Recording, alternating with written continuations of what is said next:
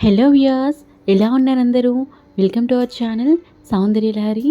ఈరోజు ఈ వీడియోలో నేను జ్వాలా తోరణం అంటే ఏమిటి, జ్వాలా తోరణం యొక్క విశిష్టత ఏమిటి, అలాగే జ్వాలా తోరణాన్ని ఎలా దాటాలి, అలాగే గుళ్ళో జ్వాలా తోరణాన్ని ఎందుకు కడతారు, అలాగే ఈ మన జ్వాలా తోరణం అనేది కాలిపోయిన తర్వాత, పూర్తిగా కాలిపోయిన తర్వాత ఆ గడ్డిని ఏం చేస్తారు, ఈ విషయాలన్నీ కూడా ఈరోజు నేను మీతో షేర్ చేసుకోబోతున్నాను. వీడియో పూర్తిగా చూసి ఇంకా మీకు ఏమైనా డౌట్ ఉంటే నన్ను కామెంట్ సెక్షన్లో అడగండి, తప్పకుండా రిప్లై ఇస్తాను.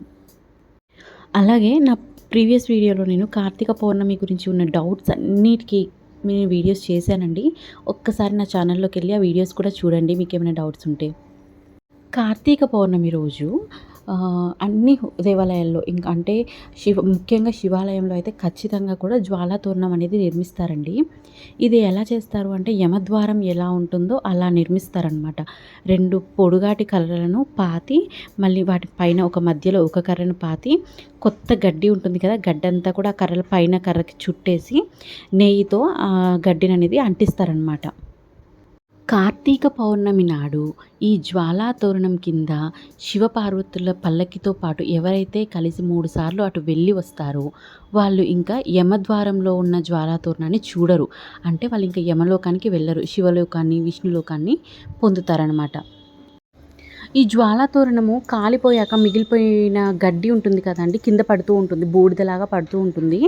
దీన్ని హ్యాండ్ బ్యాగ్స్లో కానీ, లేదంటే ఇంట్లో ఉన్న బీరువాలో కానీ, అలాగే కొంతమంది ఏమో ధాన్యాగారాల్లోనే పెట్టుకుంటూ ఉంటారు.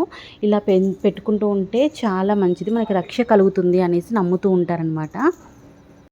ఇలా ఈ గడ్డిని ధాన్యాగారాల్లో అలా పెట్టుకోవడం వలన, అలాగే మనం హ్యాండ్ బ్యాగ్స్లో అలా పెట్టుకోవడం వలన ధనానికి, ధాన్యానికి ఎటువంటి లోటు ఉండదు. అలాగే కరువు కాటకాలు అనేవి కూడా రాకుండా ఉంటాయని అందరూ నమ్ముతూ ఉంటారు.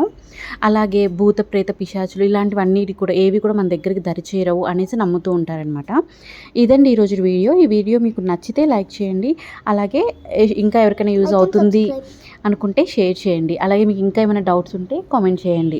అలాగే నా ప్రీవియస్ వీడియోలో నేను కార్తీక పౌర్ణమి రోజు పూజ ఎలా చేయాలి, అలాగే ఇంటి దగ్గర తులసికోట దగ్గర ఎలా పూజ చేయాలి, ఇంట్లో పూజ ఎలా చేయాలి, ఇంకా 365 ఒత్తులు ఎలా వెలిగించాలి, గుడికి వెళ్ళాలి అనుకున్న వాళ్ళు ఏమేమి సామాగ్రి తీసుకొని వెళ్ళాలి, ఈ విషయాలన్నీ కూడా నేను షేర్ చేశాను. ఒక్కసారి ఆ వీడియోస్ కూడా నా ఛానల్లోకి వెళ్ళి చూడండి. Thank you so much.